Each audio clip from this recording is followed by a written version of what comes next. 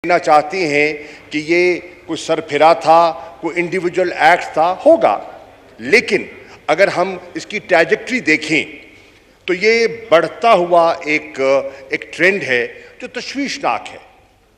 अगर आप देखें कि न्यूजीलैंड में क्राइस्ट चर्च में जो मस्जिद पे हमला हुआ और जो शहादतें हुई वो आपके सामने हैं।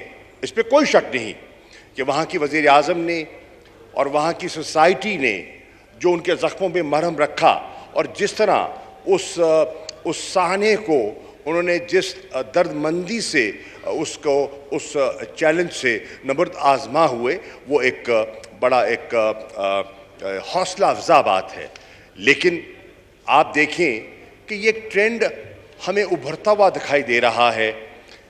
यूनाइटेड किंगडम में जनाब स्पीकर बहुत से ऐसे वाक़यात रूनुमा हुए हैं जहां निहत्ते लोगों को छुरियों से हमले हुए हैं, नाइफिंग, स्टैबिंग हुई है, कोई कसूर नहीं, कोई जुर्म नहीं, कोई गुनाह नहीं। आप देख रहे हैं कि नेदरलैंड्स में आपने कैरिकेचर्स का इशू देखा और उस इशू ने पूरी उम्मा के जज्बात को जिस तरह मजरूह किया वो भी इस ऐवान के इल्म में है। आप देख रहे हैं फ्रांस में जो हुआ वो भी किसी से पोशीदा नहीं है। मेरी गुजारिश ये है कि इस ट्रैजिक ट्रेंड को देखते हुए मुझे तशवीश हो रही है कि इससे माशरे तकसीम होने का खदशा बढ़ रहा है। जनाब स्पीकर, इस वक्त आपको ज़्यादा इल्म होगा, कम से कम 65 मिलियन मुसलमान ऐसे हैं जो यूरोप में रिहाइश पजीर हैं।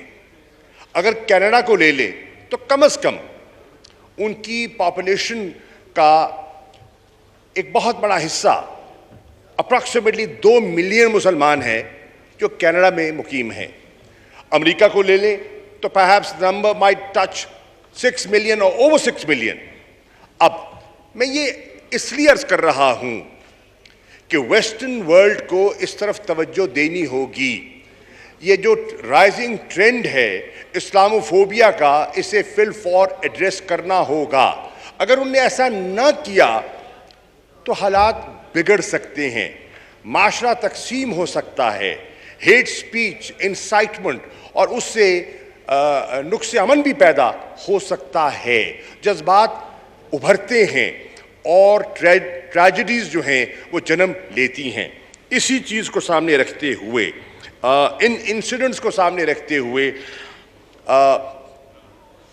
वज़ीर आज़म ने मुझे कहा कि हमें इस्लाम जो हमारी उम्मा है उसे यकजा करना चाहिए और इस पर हमें एक लाअमल मुरतब करना चाहिए। अकेला पाकिस्तान आवाज़ उठाता है तो वो इतनी मौसर नहीं होगी, अगर हम सब मिल के आवाज़ उठाते हैं तो वो मौसर होगी। जनाब वाला, उनके अहकामात पर मैंने नियामी में जो OIC के वज़ीर ख़ारिजा का इजलास था वहाँ मैं पाकिस्तान की तरफ से एक करारदाद लेके गया और मैंने उस करारदाद में ये गुजारिश की कि यकज़बा होके पूरी उम्मा को इस मसले को टेकअप करना चाहिए क्योंकि ये ख़तरनाक हद तक बढ़ रहा है। मैं उनका शुक्रगुजार हूँ कि उन्होंने बाइत्तफ़ाक़ राय उस करारदाद को न सिर्फ मंजूर किया बल्कि अपने PRs को जो न्यूयॉर्क में तैनात हैं उन्हें हिदायत दी कि वो इस मैटर को टेकअप करें और इंटरनेशनल कम्युनिटी का इस पर एक कंसेंसस जो है उसको बिल्ड करें। एम्बेसडर मुनीर अकरम साहब इस पे अपना किरदार अदा कर रहे हैं। आज आपने देखा कि वज़ीर आज़म ने इस ट्रैजिक इंसिडेंट पर अपना ट्वीट भी किया है। जनाबे वाला, मैं ये अर्ज़ करता चलूँ कि ये मसला बहुत ही दर्दनाक है। इस वाक़े में जो अलग सुबह 7 जून को हुआ, मेरी इत्तलात के मुताबिक वाक़ा जब इंसिडेंट होता है और फैमिली को इत्तला की जाती है इसमें 12 घंटों का वक्फा है और इन 12 घंटों में यकीनन वहाँ की पुलिस एक प्रोफेशनल फोर्स है और वो अपनी उन्होंने मौके भी पहुँचे और अपनी इंक्वायरी भी कर रहे होंगे। लेकिन मेरी जो बात हुई अपने काउंसिल जनरल से, तो वो पहले थे शख्स जो फैमिली से जिन्होंने राब्ता किया और उनकी जो है रूहदाद सुनी। इसमें मैं पहले अर्ज़ कर चुका कि 4 शहादतें हो चुकी हैं।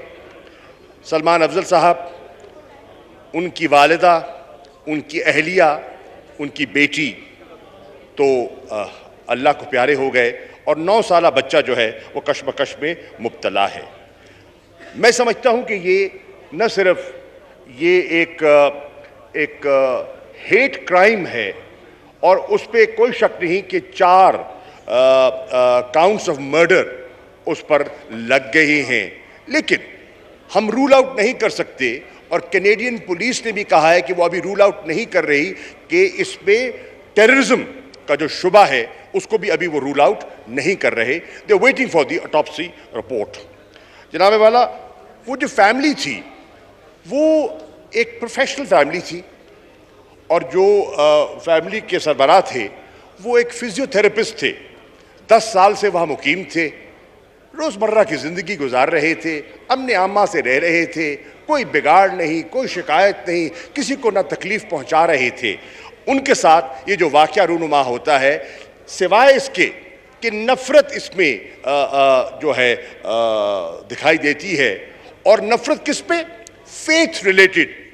उनका गुनाह कसूर क्या था कि वो एक ऐसे माशरे से और एक ऐसे मज़हब से ताल्लुक़ रखते हैं, वो ला इलाहा इल्लल्लाह मुहम्मद रसूलुल्लाह का विर्द करते थे। ये उनका गुनाह था। जनाब वाला, मैं ये अर्ज़ करता चलूँ कि जब फैमिली से रब्ता हुआ तो सूरत हाल ये है कि वो इस वक्त शॉक में है और होंगे और ग्रीफ में हैं और सहमे हुए हैं। वो अभी मीडिया से भी बात करने से कतरा रहे हैं, नेचुरली कतरा रहे हैं।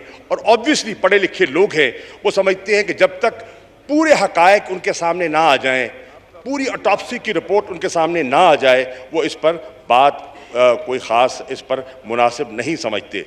उनके भाई जो ऑस्ट्रेलिया में रहते हैं उनसे रब्ता हो गया and he is flying from Australia to reach Canada. और ये फैमिली जो है बुनियादी तौर पर लाहौर की फैमिली है, गुलबर्ग में ये रिहाइश पजीर थे और वहाँ वो शिफ्ट उन्होंने किया था 10 साल पहले। जनाब वाला, आपके इल्म में है कि वज़ीर आज़म जस्टिन ट्रूडो ने भी एक ट्वीट किया है और उन्होंने अपने ट्वीट में वाज़े एक मौक़िफ़ लिया है जो हौसला अफ़ज़ा है।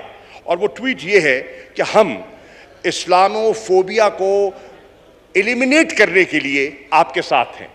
वो ये भी कह रहे हैं कि वेस्टर्न वर्ल्ड को ऐसे इक़दामात उठाने चाहिए जो कि इस राइजिंग ट्रेंड को अरेस्ट कर सके, उसका तदारक हो सके, उसके सामने बंद बांधा जा सके। ये वही मौक़िफ़ है जो पाकिस्तान ने लिया है, ये वही मौक़िफ़ है जो OIC ले रही है और ये हौसला अफ़ज़ा बात है। जनाब वाला, जो प्रीमियर हैं ओंटारियो के, उन्होंने भी अपना कहा है कि हमारे सूबे में इस्लामोफोबिया की कोई गुंजाइश नहीं है। वो कहते हैं कि इंसाफ होना चाहिए और वो कहते हैं कि हमारे दिल टूटे हुए हैं, हमारे दिल टूटे हुए हैं क्योंकि 3 नस्लें, एक ख़ानदान की 3 नस्लें जो हैं वो इस ट्रेजिक इंसिडेंट से मुतासर हुई हैं। मेरी अभी जनाब स्पीकर यहाँ आने से पहले जो यहाँ कैनेडियन हाई कमिश्नर हैं वेंडी गिल्मो, उनसे मेरी मुलाकात हुई है और मैंने पाकिस्तानी कौम के जज्बात और हमारी जो तशवीश है मैंने उनसे शेयर की है और उनसे भी मैंने मालूमात हासिल की हैं। मैं दरख्वास्त कर रहा हूँ, मैंने सुबह भी किया है अपने मीडिया इंटरेक्शन में और मैंने हाई कमिश्नर से भी किया है कि जिस तरह न्यूजीलैंड की वज़ीर आज़म ने उस साहने को सामने रखते हुए जो किरदार अदा किया, जो फ़हम व फरासत का मुजाहरा किया और ज़ख्मों पे मरहम रखी, प्राइम मिनिस्टर ट्रूडो बड़े इनलाइटेंड हैं, प्रोग्रेसिव हैं, पसंद किए जाते हैं, उन्हें भी he should step up and rise to the occasion और उस फैमिली के पास जाएं। उससे क्या होगा? उससे जो इस वक्त जो सहमे हुए लोग हैं वहाँ, और बहुत बड़ी तादाद में हैं टोरंटो में और गिरदोनवा, वो उनका एतमाद बहाल होगा, उनके निज़ाम पर, उनकी पॉलिसीज़ पर उनका जो एतमाद है वो बहाल होगा। मैंने दरख्वास्त की है कनाडा के फॉरेन मिनिस्टर से, और उन्होंने उनकी मसरूफियात को देखते हुए कल शाम 6 बजे टेलीफोन पे उनसे कॉल भी तय हो चुकी है। मैं यकीनन इस ऐवान के जज्बात भी, पाकिस्तानी कौम के जज्बात की उनकी खिदमत में पेश करूँगा। हमारे जो हाई कमिश्नर हैं वो भी उनके साथ राब्ते में हैं। जो मुस्लिम कम्यूनिटी है वहाँ उस शहर की, उन्होंने भी अपने मेयर से राब्ता किया है, अपने जज्बात, अपने तासुरात, अपने एहसासात और अपनी तशवीश का उन्होंने जिक्र किया है।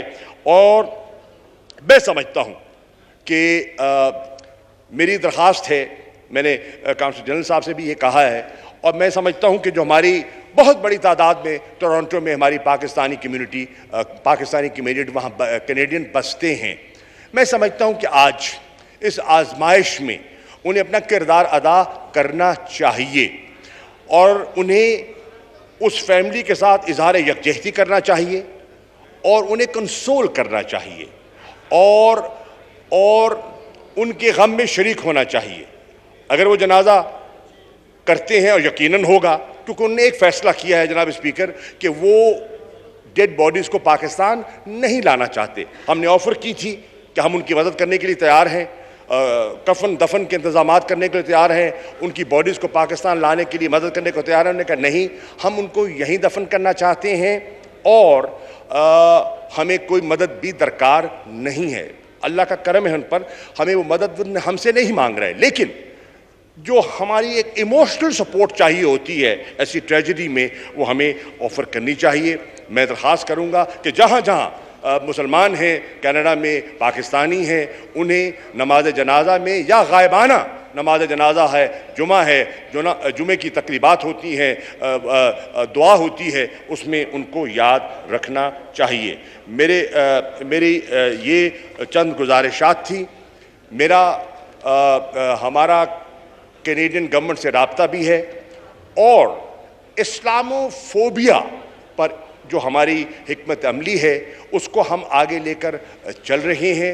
और हमें अब जो इंटरनेशनल ह्यूमन राइट्स बॉडीज़ हैं, जो आए दिन अलंबरदार हैं इंसानी हकूक़ के, ये एक इंसानी हकूक़ का वाक़या है, उन्हें इस पर बात करनी चाहिए। मैं समझता हूँ कि मैं शुक्रगुज़ार हूँ पाकिस्तानी मीडिया का, जिन्होंने सुबह से इस मसले को टेकअप किया है, और मुझे उम्मीद है कि उन्हें टेकअप करना चाहिए। मुझे उम्मीद है कि इंटरनेशनल मीडिया भी इस पर वो अपने इससे सरफ नज़र नहीं होगा और अपना किरदार अदा करेगा, ताकि ये जो रुझान है, इस रुझान के तदारुक के लिए हम मिलकर इंसानी बुनियादों पर हम एक हिकमत अमली जो है होलिस्टिक व्यू लेते हुए हम एक हिकमत अमली वज़ा करें। शुक्रिया। Thank you. एहसान इकबाल साहब प्लीज़।